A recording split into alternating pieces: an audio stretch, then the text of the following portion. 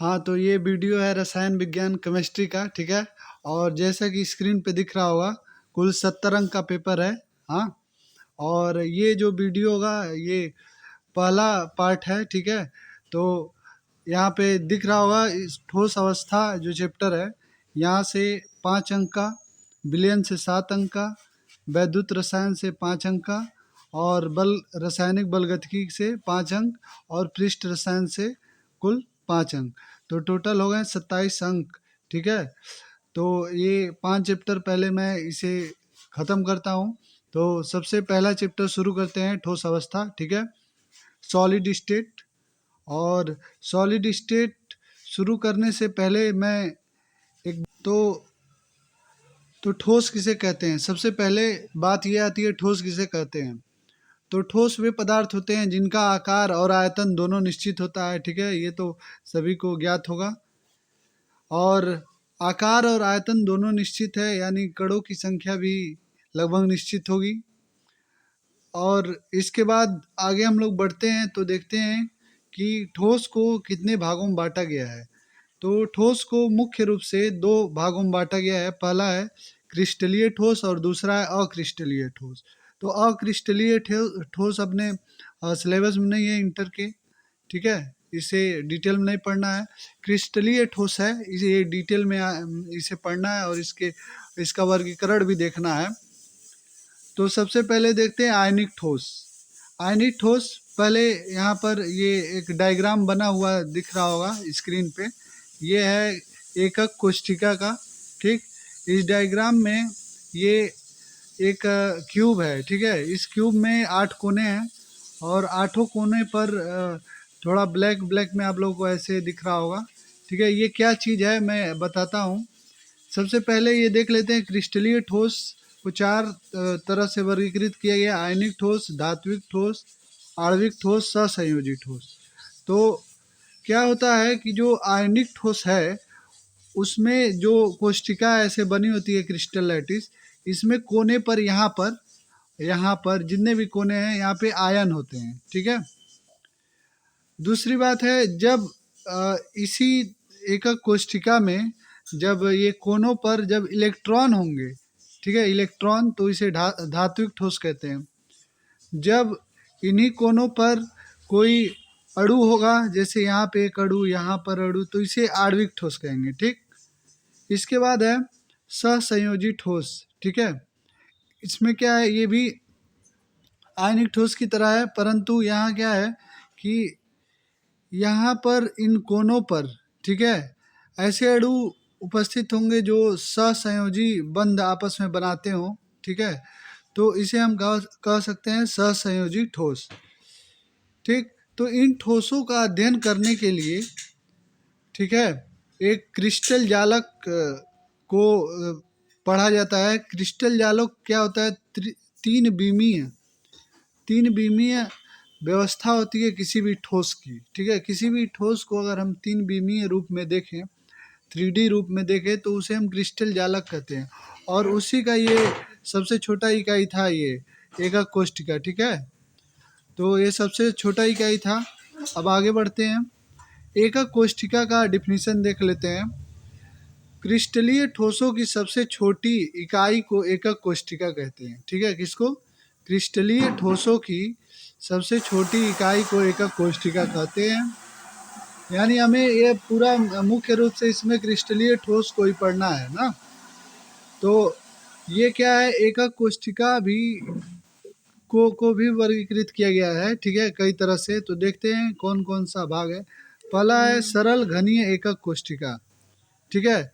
इसमें क्या है कि ये ऐसी व्यवस्था है कि एकक कोष्ठिका के प्रत्येक कोने, यानी आठों कोने पर, ठीक है, परमाणु के हिस्से होंगे, जैसे यहाँ दिख रहा है। और प्रत्येक जो हिस्सा होगा वो 1/8 परमाणु होगा। और ये आठों कोनों को मिला दिया जाए तो कुल मिलाकर सरल घनीय एकक कोष्ठिका में कुल 1 परमाणु होगा। कितना परमाणु? 1, ठीक है। संकुलन क्षमता 52% होगी, मतलब कितना पैक है उसमें। ये क्या है, ये जो परमाणु हैं, ठीक है, वो कितने रूप में यहाँ पर व्यवस्थित। के बाद आगे बढ़ते हैं तो देखते हैं दूसरा जो वर्गीकरण है इसका, काय केंद्रित घनीय एकक कोशिका। काय केंद्रित एकक घनीय कोशिका बीसीसी बोलते हैं इसे शॉर्ट फॉर्म में। और इसमें क्या है कि ये सरल घनीय एकक कोशिका के समान ही है, परंतु ठीक बीचों बीच में केंद्र में एक परमाणु अलग से उपस्थित होता है। ठीक है, जैसे यहाँ दिख रहा होगा आठों कोने पर है यहाँ पर। ठीक है, यहाँ पर ये आठों कोने हैं ना, इन कोनों पर पहले से ये कण है, परंतु ठीक बीचों बीच में यहाँ पर एकदम केंद्र में घनीय कोशिका यहाँ पे बीच में भी परमाणु है। तो यहाँ पे टोटल मिला के 2 परमाणु है। ठीक है, जैसे कोने पर एक हो गया टोटल और एक बीचों बीच में है, तो टोटल 2 परमाणु बीसीसी स्ट्रक्चर में होता है। इसमें ज़्यादा 2 परमाणु है, इसलिए इसमें पैकिंग एफिशिएंसी 68% है, 68%। ठीक, और तीसरा प्रकार है फलक केंद्रित घनीय एकक कोशिका। इसे हम शॉर्टकट में एफसीसी भी कहते हैं, फेस सेंटर्ड क्यूबिक स्ट्रक्चर। ठीक, इसमें क्या होता है कि आठों कोने पर परमाणु उपस्थित तो होते ही हैं, साथ में जो इनका फलक होता है, मतलब दीवार जैसे किनारा समझ सकते हैं, जो किनारा है इस क्यूब का 6 किनारे, तो इस 6 किनारों पर भी क्या है आधे आधे परमाणु होते हैं। तो ये एक परमाणु हो गया कोनों पर वाला, और ये जो फलक केंद्रित है यहाँ से 3 परमाणु, टोटल मिलाकर 4 परमाणु इसमें उपस्थित होते हैं। और इसका जो पैकिंग एफिशिएंसी होता है वो 74%, यानी 74% बहुत ज़्यादा है। यानी यहाँ पर क्या है कि खाली जगह बहुत कम होगी। हाँ, ठीक है, इसके बाद हम आगे बढ़ते हैं। ये हमने देख लिया, आगे बढ़ते हैं तो देखते हैं दोष। ठीक है, ये ठोसों में किस प्रकार के दोष उपस्थित होते हैं। तो 2 तरह के मुख्य रूप से दोष होते हैं। दोष मतलब होता है डिफेक्ट, मतलब जो ठोस है उसमें क्या क्या कमी है। तो पहला है रेखीय दोष। जो रेखीय दोष है ये अपने सिलेबस में नहीं है, निकाल दिया गया है, तो इसे नहीं पढ़ना है। अपने सिलेबस में है बिंदु दोष। और बिंदु दोष जो होता है वो क्या है, एक पॉइंट पे, मतलब एक जगह पे होता है। ठीक है, ठोस में, और ये मेनली क्रिस्टलीय ठोस में हो रहा है। ठीक है, तो इसे हम देखते हैं। इसमें हैं बहुत सारे दोष। ठीक है, आयनिक दोष बहुत सारे, परंतु हम यहाँ पर जो मुख्य रूप से परीक्षा में पूछे जाते हैं, जैसे फ्रेंकल दोष, शॉटकी दोष, इसके बारे में पढ़ेंगे।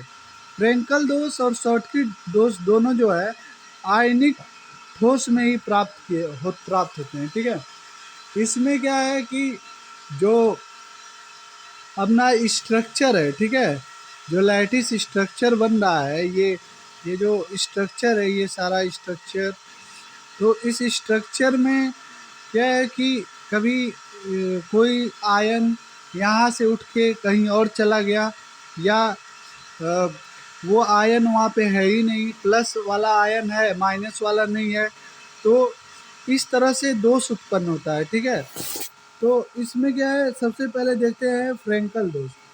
फ्रेंकल दोष में कह रहा है कि उस एकक कोशिका में ही या उस ठोस में ही तो एक कण अपना स्थान छोड़कर दूसरी जगह पे चला जाता है, लेकिन रहेगा उसी जगह, मतलब उसी ठोस में, तो ये फ्रेंकल दोष है। परंतु शॉटकी दोष में क्या है कि आयन या परमाणु गायब हो जाते हैं, उस स्ट्रक्चर से बाहर निकल जाते हैं, ये शॉटकी दोष है। शॉटकी दोष में घनत्व कम हो जाता है। ठीक है, लेकिन फ्रेंकल दोष में घनत्व कम नहीं होता है, वो सेम रहता है। ठीक, ये तो हो गया दोषों की बात। इसके अलावा और भी दोष होते हैं, जैसे स्टाइक्योमेट्रिक दोष और नॉन स्टाइक्योमेट्रिक दोष, रिक्तिका दोष, ये सभी होते हैं। ठीक है, परंतु ये उतने ज़्यादा वो नहीं है जो परीक्षा में आते हैं, परंतु ये फ्रेंकल और शॉटकी इम्पॉर्टेंट थे, इसलिए मैंने इसे बता दिया। अब आगे बढ़ते हैं तो आगे ये देखते हैं कि जो घनत्व है ठोस का, उस घनत्व को ज्ञात करने के लिए न्यूमेरिकल पूछा जाता है परीक्षा में। ठीक है, तो न्यूमेरिकल 3 से 4 नंबर के होते हैं, तो वो न्यूमेरिकल देखते हैं। यहाँ पे एक न्यूमेरिकल लिखा हुआ है, एक तत्व की घन काय केंद्रित ज्यामिति है जिसका परमाणु द्रव्यमान 50 है। यदि कोर की लंबाई 290 पिकोमीटर हो तो इस इकाई सेल की घनत्व की गणना कीजिए। ठीक है, तो पहले हम लोग देख लेते हैं तत्व का घनत्व का जो फार्मूला है वो ये है ZDM upon N A into a cube. ठीक है, जेड क्या है? जेड है कि बीसीसी उस स्ट्रक्चर में कितने परमाणु हैं, यानी जेड क्या है? परमाणुओं की संख्या है। यम क्या है? उसका जो आणविक द्रव्यमान है। ठीक है, जो परमाणु द्रव्यमान है वो परमाणु द्रव्यमान यम से प्रदर्शित है। ए जो है उसका जो भुजा है, ठीक है, कोर की लंबाई वो ए है। यहाँ पे जैसे 290 पिकोमीटर दिया हुआ है। इसके अलावा एन ए का हम लोग जानते हैं कि जो फिक्स वैल्यू होता है 6.023 इंटू 10⁻23 ये होता है। ठीक है, एन ए का वैल्यू एवोगैड्रो संख्या इसे बोलते हैं। तो ये सारी वैल्यू इसमें हम पुट करेंगे। जैसे जेड बीसीसी स्ट्रक्चर है, यानी घन केंद्र बीसीसी है, तो यहाँ पे 2 परमाणु, ये तो क्लियर हो गया। और परमाणु द्रव्यमान दिया हुआ है 50 रख दिए। एन ए का वैल्यू याद ही है 6.022 इंटू 10⁻23। ए क्यूब यानी ए दिया हुआ है 290 पिकोमीटर, बस इसे हम सेंटीमीटर में चेंज कर लेंगे और उसे पुट कर देंगे तो आंसर आ जाएगा। जैसे ये 290 पिकोमीटर है तो मैं इसे पुट करता हूँ 290 इंटू 10⁻10 सेंटीमीटर। ये सेंटीमीटर में बदलने के लिए 10⁻10 से मल्टीप्लाई किया गया। अब ये वैल्यू पुट हो गया और पुट होने के बाद सॉल्व करने के बाद ये आ रहा है 6.807 ग्राम पर सेंटीमीटर क्यूब। तो अब ये बात ये आ रही है कि इसे हम सॉल्व कर रहे हैं तो कैसे कर रहे हैं, तो देखें यहाँ पर ये जो पावर है 10 टू पावर ये एक साथ सॉल्व कर लेंगे और ये जो वैल्यू है ये सारा एक साथ करेंगे, जैसे 6 to 90। ठीक है, और इस तरह से ये जो चैप्टर है, ठीक है, ठोस अवस्था, ये चैप्टर का इतने टॉपिक पूरे हुए। ठीक है, अब हम लोग क्या करते हैं अगली वीडियो में मैं, ठीक है, आगे वाले चैप्टर का लेके आता हूँ वीडियो। ठीक है, तो इस वीडियो को देखें और समझें। ठीक है, और घर पे प्रैक्टिस करें और लाइक भी तो करना ही है।